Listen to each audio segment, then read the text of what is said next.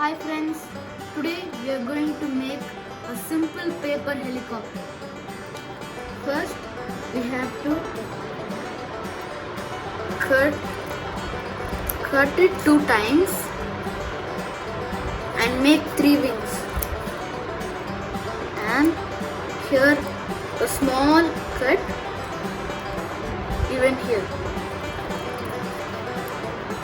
We have to bend this like this, and this one should come here, and this one also. We have to bend it like this. We have to open this and bend the middle one, and make another bend here, and like this, and another bend like little bend like this to make it fly. Now let's make it fly.